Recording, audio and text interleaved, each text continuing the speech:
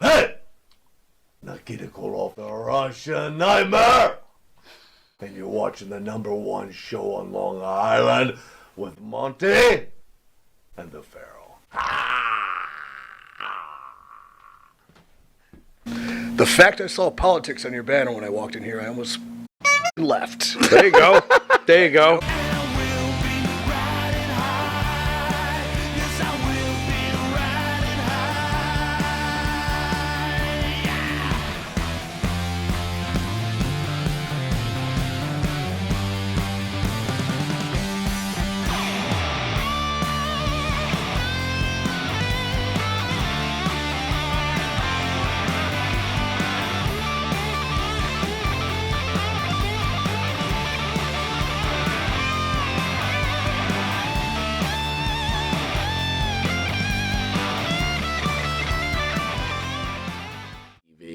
Welcoming EC. Can I call you EC3? You may. All right. Well, thank you, sir. My partner. Where's your partner? Well, because he can't handle his beer, so he has to pee every 2 minutes. Oh, here he is. He feeds Look, me booze, And then he wonders why I got a tinkle. The old bladder problem. Hold on. absolutely. Here lies the problem. We got a 6-pack. Yeah. Right here. I figured Cold your beer. partner there probably would like nice 2 beers, right? 2 beer minimum. Cool down a little bit. That'd be good. But the He Pharaoh's didn't got to give me- overindulge and didn't- take 3 of the 6. We go to get a beer together. He doesn't give me the breakdown. He just buys a 6-pack. Then he yells at me afterwards because I acted like an Irishman. I was just whatever. shocked you bought a 6-pack. Like, Yeah, don't we you should just have buy bought a case. 12? Yeah, we should have. Absolutely. You know, a Way to 6-pack go. But Way to go. To be honest, I'm not a beer guy. Yeah. I might not be a fat like a beer guy, but Oh, I'm yeah. not a beer guy. I'm more of a red wine type of guy. So I do love a good Pinot Noir. how about Merlot? You like a Merlot? A Merlot? I would love a Merlot. I'm a lot. What is EC3 feeling right now about the country that he's living in? I feel, no matter what, America is the greatest country in the world, and we should be thankful and blessed of our freedoms each and every day. So, every day I wake up to be in the wonderful land of the United States of America, despite any cultural differences and cultural divide. We know at the end of the day that if we are united, we are unstoppable as a nation. Are we united currently? I would say in some aspects, yes. In some aspects, it seems like we're not. But the fact I saw politics on your banner when I walked in here, I almost left. There you go. There you go. No way. And I'm in the bathroom on top of it. This is an outrage. We've been through for no reason. Well, someday I'll be running for, state senate. Really? Should probably, I don't know, probably not. No. Will there be states in? How did do you He's feel got like my the vote. pandemic derailed your profession or your career? I think it derailed a lot of people's careers Absolutely, and yeah. professions. I mean, it was catastrophic to, the economy and culture and life. It's almost about what you did coming out of it and what you made out of yourself through that time, with the adversity and your back against the wall. I don't know, defines who you were. And so did it derail my career in one aspect? Yeah, I lost my job. Lost a job I wanted my whole life. And through that, I found, purpose in creating something new and something different. And it took a lot of hard work to get here, and it took a lot of, drive, a lot of bumps in the road, but we are here in a moment. We've created something. It very well has the potential to succeed to a great level and go beyond what I ever imagined. And so without the pandemic, I would never have had that. I'd have been complacent and happy, collecting a paycheck and showing up every week and doing whatever they had for me. So, again, you reached the pinnacle, at least in the mind of a fan, because that's all we are fans, right? We think it's a pinnacle. We're probably way off base. When something like that happens to you, how do you keep how do you pull up your pants and say, okay, got to move on? I mean, does it come a point where you just want to lay in bed for a couple of weeks because you're I just can't believe what's going on right now? I'm about, I had this opportunity and now it's just been stripped away from me. Since it was the second time, and since what I was going through in my life at the time, outside of wrestling, was so, transcendent, it was not the best time for me, that losing that job did not bother me. It did not upset me. The first time, it was vengeance and, blood feud, and I will prove you wrong, watch this, I'm going to go be a big star, you're going to call me back. And they did, and I did. But this time it was almost, I understand, this isn't working out, this isn't good for me, I'm not doing anything for you, this is okay, this is fine. Why didn't it work out? This bothers me. Your TNA career was fantastic. Couldn't they sit, like, Drew McIntyre went away and proved his value on the indies. I certainly felt you did. What was the issue as to why I didn't see EC3 fighting in the main event card? Because you should have been. Yeah, that's just my opinion. Maybe I didn't fight enough for myself backstage. Maybe I didn't fight enough when coming up, being aggressive enough to pitch ideas or get, quote, over with, the right people. I don't blame anybody, especially in wrestling. All I see is complacency and complaining. And when I came back to the WWE, I promised myself I wouldn't be that guy. But when it didn't go right immediately, I became that guy, and I just fell into a trap. So, granted, the call-up was haphazard. There was no real plans. There was no real reason. I wasn't anybody's guy, but that shouldn't have stopped me from becoming something and doing everything I possibly could to become it. And that even comes down to, yeah, you could do what you're told and you could be a good soldier, or you could be so strong in the belief of yourself that if you take the reins, take the initiative, do not worry if you get fired, but try your best to be you and show them why they're wrong. If you get fired, it's okay, because you did everything you could. And if it succeeds, you're exactly where you want to be. But regardless, if you just sit there and do nothing, you will get fired. So I was the latter. Did you fight for yourself in TNA? Because it seemed like from day one in TNA, you were treated correctly, in my mind, as a fan on the card. I definitely had the confidence more so to fight for myself because I knew I was given an opportunity. And I was coming in as somebody that they wanted, as opposed to I'm just somebody that's there. So it was easier to have the confidence in yourself to fight for yourself while at the same time being respectful and learning from the veterans and things like that. But it was definitely easier to, because I was confident in the fact they would listen, as opposed to maybe apprehensive they would say no or go away or fire you immediately. I don't know, there's probably like a mental block in that WWE system that doesn't allow you to go all the way because you want the job and you want the money, but you fear the word no.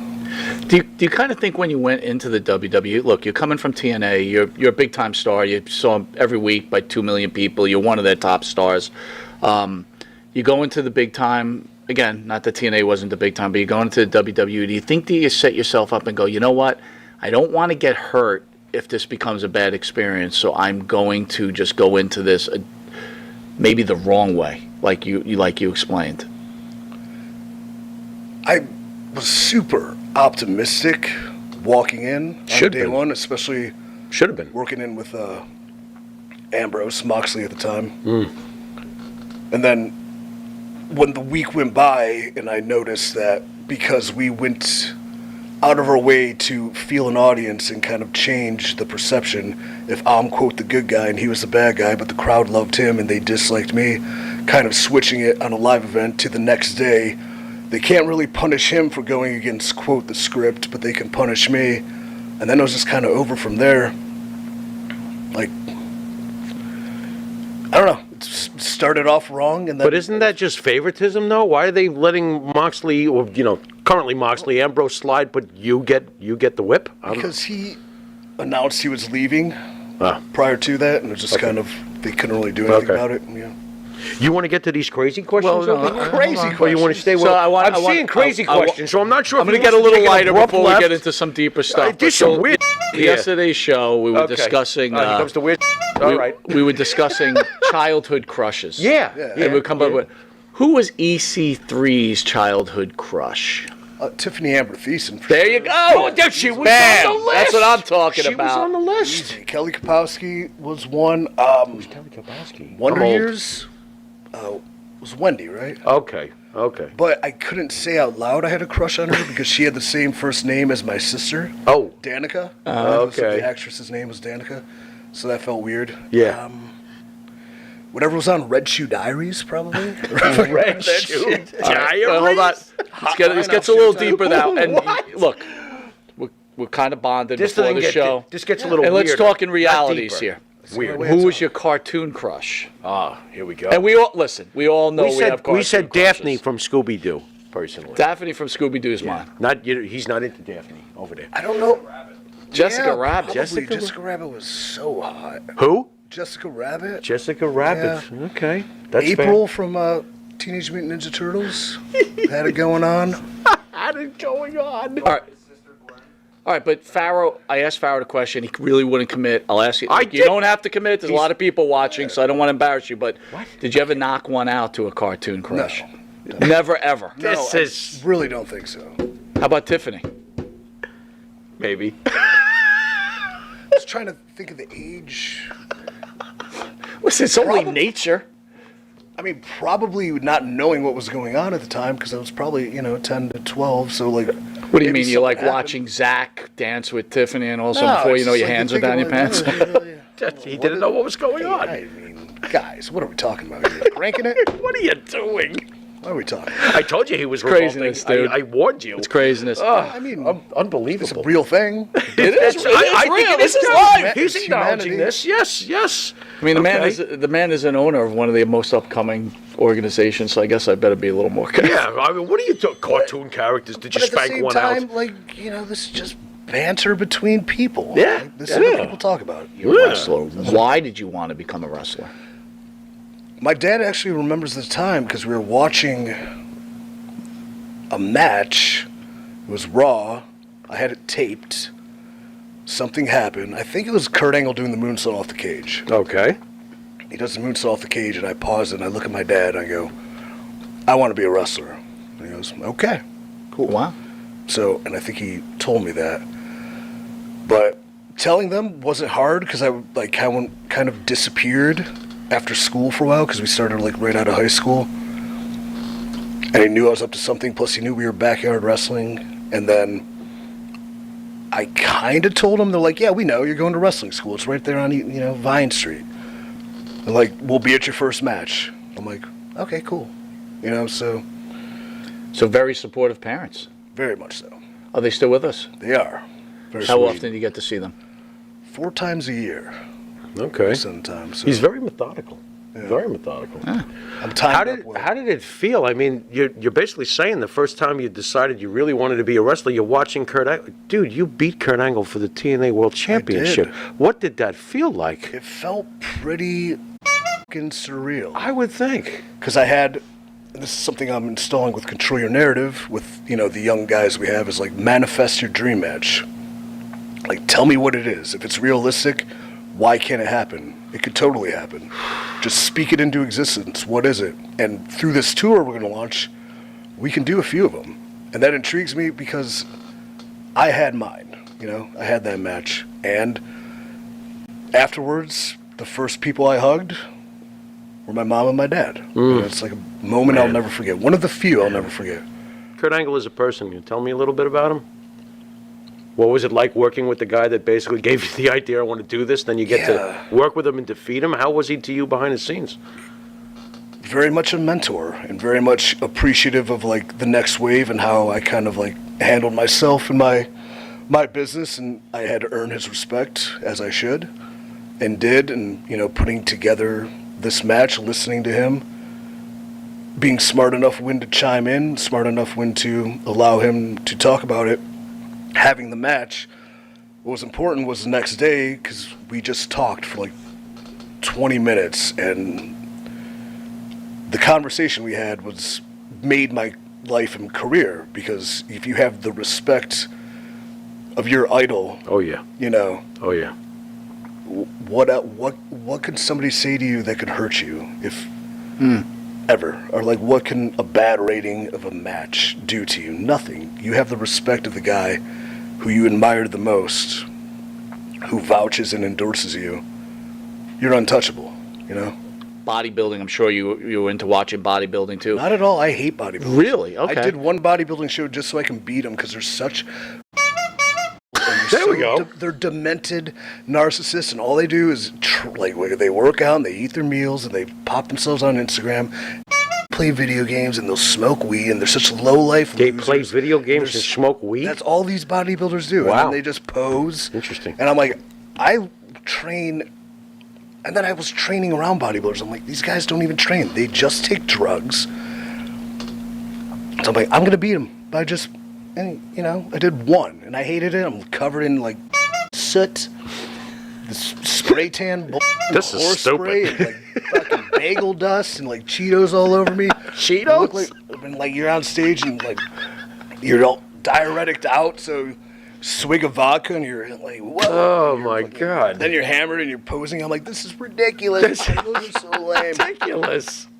Good Then, stuff. I beat a bunch of them because, I don't know, I'm a psychopath and competitive. Vince McMahon obviously has been under a ton of scrutiny lately with what's been I'm going so tuned out. I don't know what's going on TV. Really? I don't know what's going on online.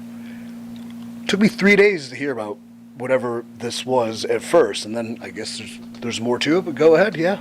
Listen, you've been in the industry, right? Yeah. Is it just natural? Look, put Vince aside. Is it natural for a female wrestler, or because you're like this kind of tight-knit family? Does it come a point where you just become attracted to each other and you start building these relationships, even if they become romantic? And I've always personally steered away from that because I like life outside the industry, and I don't want to be surrounded by it at home or with, relationships and love and that thing. I guess when you spend a lot of time with people and around people, you develop relationships and attractions, and your energies coincide, and they bloom. But as far as, it's all different. It all varies, right? Love finds a way. Isn't that what Jeff Goldblum said, except it's about life? Life finds a way.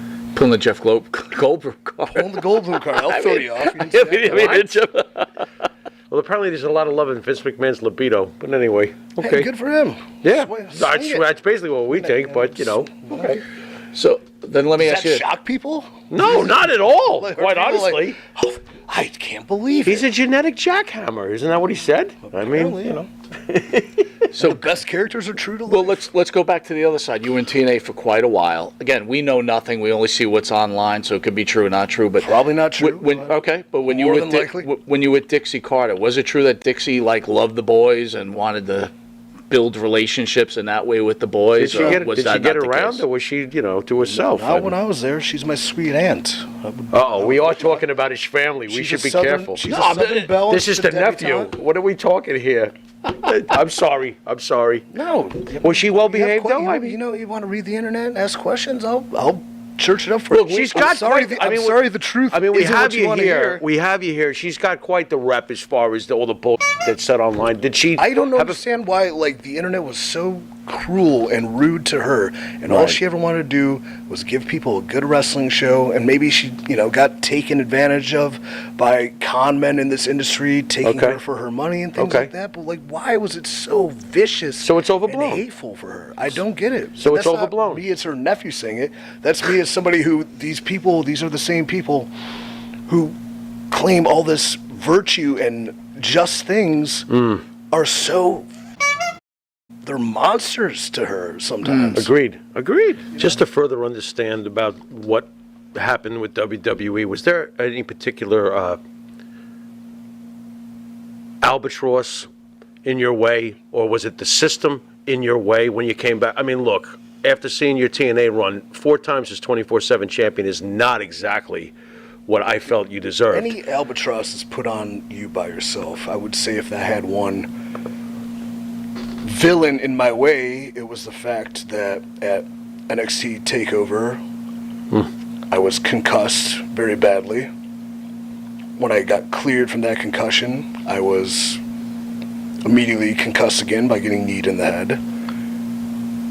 While I was suffering that concussion, I was called up to the main roster, so I wasn't quite ready, maybe mentally, but I was able to pass the test, so, this is my opportunity. I have to go through it. Working getting thrown into that mix, and maybe mentally you're not in the right place, and it doesn't go well. It's very easy to get into a bad place, and then I was concussed again because I was on the road and I was working somebody who's very, lax and dangerous, and he punched me in the head for like the third time, and I tried to work through it, which is a mistake, and then eventually, found out I was concussed, and when I was finally cleared from the concussion, there was a pandemic, and I was fired. Your relationship with Vince, if I can ask real fast. I mean, It wasn't one, really. Talked to him a couple times. I would say the man I wanted him to be and expected him to be, the leader that I heard he was from the past, I did not see. I saw more of a, shell of that. Sort of a feeble, old man, as opposed to the leader that you'd want to run through a wall for. So you kind of have this envisionment of everything you heard. You finally get there, and you're like, "Here I am. Yeah. This is it." And wow, Just an indifferent is this guy. is this the 2006? After you returned, or did you have any crossings with Vince when you were in the early days with FCW into NXT early days because you were there? Some handshakes and things like that, but that interaction was Significant change between the first time you saw Vince and then when you returned after TNA as far as Vince goes? Significant change in him? maybe more human on the first run. More human on the first one. Maybe more like reaching out and saying hi to people and not like, sheltered inside.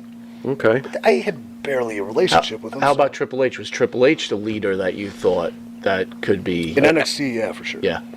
So when they let you go, is there just a letter sent to you, or do you you get a phone call. And who calls you? It depends. Whoever's the head of talent relations at that time. Yeah. Did you feel it coming, or? Oh yeah, we're in a pandemic, blowing up. I do nothing. I have a concussion. For sure. It's just a matter when. Look, TNA helped build your career, right? Clearly you have some loyalty to Dixie. We're having that conversation. She helped you along with your career as the owner of that company, right? Do you just walk away from somebody who has allowed you Would they to fire make... you in a heartbeat if it was a pandemic and you were underperforming and you were concussed? They would fire you. It's business. Was it easy for you to leave TNA? I mean, after all, No, EC3 was, It wasn't, but it was time because we've done what we've done. We've gotten to where we've gotten. And then I felt if I didn't challenge myself this way, or if I stuck around as the management changed, and they were great. They were great to me. They were awesome. But if someone else can make a name for themselves, then if this doesn't work, I can come back and work with them. But I can also try this and see what happens. And it's just mutual, like, I'm saving you money. And you're tight for money at this point until you figure your business out. It was win-win for us both. We both had to take the chance. well, on paper, obviously, you're defeating Kurt Angle would probably be the greatest moment of, EC3's career, in my opinion. But is that your favorite match? Do you have a favorite match? If that's not it, it's with Rockstar Spud in Wembley, the First Blood. Or the hair versus hair match. Yeah, that didn't turn out too well for Rock. Yes. No, but that was us putting our hearts and our souls into an angle and telling a story and building it up and kind of that's what started why I'm doing what I'm doing. It's because we took initiative to create it and craft it, and the creative was very on par with what we wanted, but they let us tell that story all the way through to the conclusion. You think Spud's a little underappreciated? Because I kind of feel he is. He's wrestling's. He's a great. Genius. Yeah. He's fantastic. He's killer in the ring. He's absolutely unbelievable. Great on the mic too. Excellent. Just can draw emotion. You seem like this has been a pleasurable ride to you, though.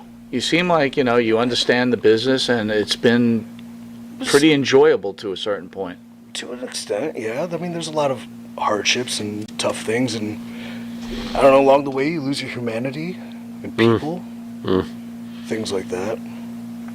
It wasn't easy. I've been injured so many times, so many, quote, opportunities kind of pulled, whether it was injury or whether they just never came, or promised one thing and lied to my handshakes, evil smile right to my face while you're stabbing me in the back. Like, John was a friend from the developmental days. Hell of a worker, hell of a hand. Crazy extrovert or introvert, kind of like me, but at the same time, total extrovert. Like, I hope the best for him, and I hope him and Renee, children, happy. You're proud of what he's done? The way he basically has blazed his own, he's controlling his narrative. So, very much so. I think he's even texted when this whole thing started. He's like, hey, I appreciate what you're doing, man. It's super cool. Did he give you a little inspiration, possibly? Some of these guys who've been saying, you know what, I'll go find my pastures greener elsewhere? Yeah, I would definitely say he did. Okay. I mean, especially considering where he was on the card and how easy it is to just, I can wear this stupid mask and do this dumb vignette and make a bunch of money, or I could take a chance on myself and just be happy. And money doesn't mean happiness, guys. Surely doesn't hurt. Of course. And we're going to hit you with something called the Pharaoh's Final Question. Pharaoh's final question. Pharaoh's Final Question. It could be off script, whatever he's got to say. I don't know what he's going to ask How you. often he goes to the bathroom? Not as much as me. That's clear. That's Wait, sure. Go ahead. All right. What would you have changed? Being a huge fan of EC3, obviously I've already said this, but what would you have changed possibly when you got to WWE I would have after? kicked Vince's door down and said, listen here, mother. You ain't got nobody who talks like me. You have nobody who looks like me. No. This place sucks. Your show sucks. This writing's garbage. What are we doing? Listen, you want to make money? Put the ball in my hand. We'll make money. You don't want to? Fire me. I don't care. I don't want to live like this anymore. You. Bye.